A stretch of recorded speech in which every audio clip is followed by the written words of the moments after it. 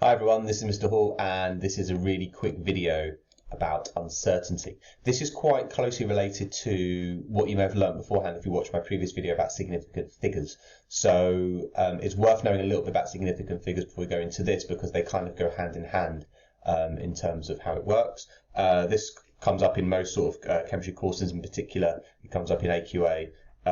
It's not quite as sophisticated as what you need to know in A level, but this kind of goes through the basics of what you need to know for uncertainty and covers a lot of what you need to know both in biology and physics as well. So the outcomes for today really are to determine uncertainty using the range of a set of measurements about the mean. It's quite a crude way of really doing it. And then the other thing is also to estimate the degree of uncertainty in a measurement from data as well as instruments. So first of all, if we think about a horse, and I've kind of used this example before when I talked about significant figures, and let's say that you're using two different ways of weighing this horse, okay? One of them can be just like very basic set of scales, and the other one could be something far more precise, some kind of like digital scale. Now, let's say a horse usually weighs around 450 kilos. Now, over on the first scale, which is not so fancy, you might just get a reading that goes straight to 450, so it may look a little bit like this. But there's always going to be a degree of uncertainty, and whilst it might go on to 450 due to some uncertainty in the measurement and the instrument and things like that, it's more reasonable to say it's round about 450. So what you could say is that this is kind of 450 kilograms plus or minus a gram. And what that basically means is that the true mass of the horse is between 449 to 451. All right, so the mass is between those two. We don't know, like, truthfully how much it weighs, but we know that it's around 450. That's almost like the mean mass, if you like, plus or minus these two, and that's kind of the range of whereabouts it's going to be. However, if you look at this digital one over here, this might give something far more precise. So it might say something like 482.6 grams, let's just say, for example. Now, this is far more precise, and because it's far more precise, the degree of uncertainty is a lot smaller. So what actually it might be is 482.6 plus or minus 0.1 gram, let's just say, for example. And what that basically means is that its mass is basically between 482.5 to 482.7, because that 0.1 is the boundary either side of 482.6. So the number here is almost like sort of the mean mass of the horse from repeated measurements, and this is the uncertainty, which is basically the upper and lower half of where about that mass is. So the horse here weighs between these two numbers. We don't know exactly whereabouts it is on that kind of scale, but we know it's round about between those two. Now, this idea of the top and bottom is basically the uncertainty, and that's what you need to know. So, dealing with uncertainties. So your measured experimental result is, let's call it A for the sake of argument, and that's the same as the 450 kilos of the horse. And then the uncertainty in that result is delta A, and delta is the Greek letter for change, basically. Well, not for change, it's Greek letter D, delta, but we use it in science as the change in something. So all experimental results should be shown as A plus or minus delta A unit. Now, if you remember what I said before about the horse, I had 450 kilos plus or minus, let's say, 1 kilo, all right? That is A over here. This is your delta A, all right? So, for example, another example, if you're weighing something much smaller, like a small toy, it may weigh 3.56 grams if you put it on a very precise scale, and it'll be plus or minus 0.01 grams. Now, the uncertainties are usually found on measuring equipment. So if you're using like a really good measuring scale or a really good piece of sort of glassware, it will tell you what the uncertainty is on it, which is quite useful. However, in many cases it doesn't, in which case you have to make an estimate of what that uncertainty is. And for the remainder of this video, I'll go through those different ways of estimating it. So one way of estimating it is basically half of the smallest scale division. It's probably best by illustrating this with an example. So let's take this example of the burette. Now, as you can see on the burette, it goes from 1 to 2, as you can see here. So the measurement here, it's 1.1, 1.2, 1.3, 1.4. So I've got a measurement of 1.4 here. But each division, if you like, each sort of difference in measure on the actual burette is by 0.1.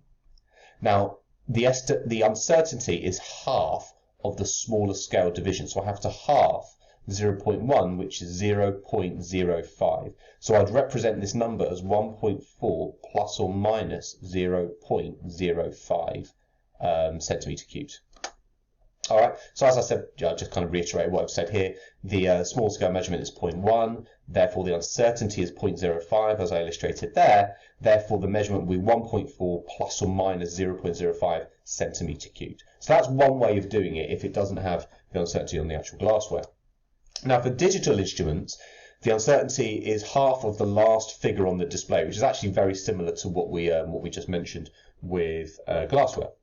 So let's have a look at this scale. On the scale, you can see I'm measuring some copper sulfate, and the mass is being shown as being 0.8. So the smallest scale division is to the nearest sort of tenth of a gram, or 0.1 of a gram. So therefore I half it, which is 0.05. Therefore the reading for this would be 0.8 plus or minus 0.05. Now what that basically means is that the mass of that copper sulfate is between 0.75 to 0.85. It doesn't mean the mass is exactly 0.8. That's kind of the mean mass after the scale is doing kind of repeated measurements again and again and again. I know that the mass must be between these two, but there's a degree of uncertainty, so I'm saying it's round about there. So that's the 0.75 and the 0.85 are like the boundaries of where the actual measurement is. I'm just establishing those boundaries. That's what uncertainties effectively do. Okay. Now you can also do it by using the range of a set of repeat measurements about their mean. So once you've done that, the degree of uncertainty can be estimated from that data collected. For example, let's say that you've got a mass change in a reaction between 25 centimetre cubed of hydrochloric acid and 1 gram of magnesium. Now let's say I did this 5 times, okay? And the figure here is the difference in mass, okay? So I've got 1.6 grams, 1.8 grams, etc., etc., etc. So what I could do is I could work out the mean of this data. So the mean would be add them all up and you divide it by 5, and that gives, in this case, 1.66. And then I would have to establish the range. Okay, so those are the two things you do. Now the range is the difference between the biggest and the smallest number. My biggest one is 1.8, my smallest one is 1.5, so subtracting one from the other gives me 0.3. Therefore, a reasonable estimate of the uncertainty would be half of the range.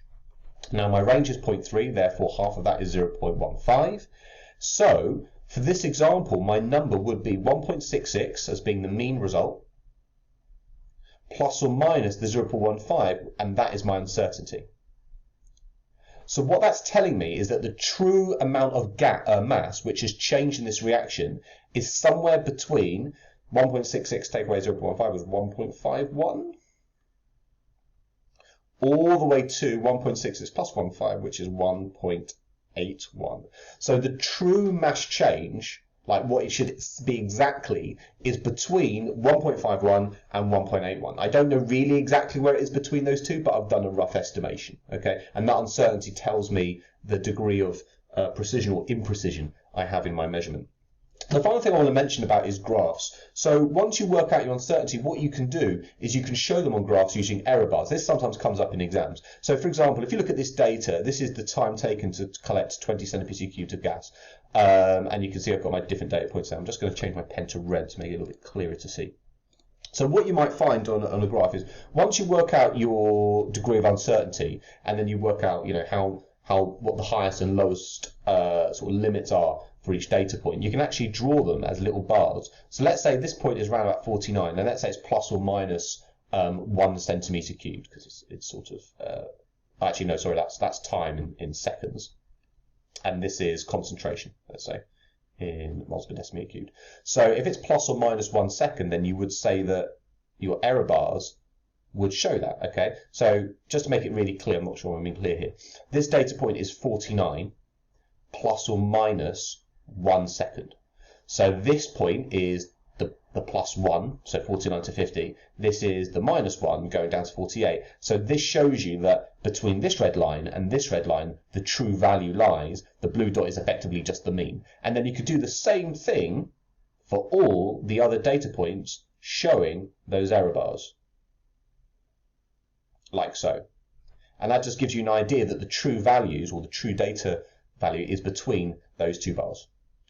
And that's it. So I hope that's been useful, and best of luck with determining uncertainty in your measurements.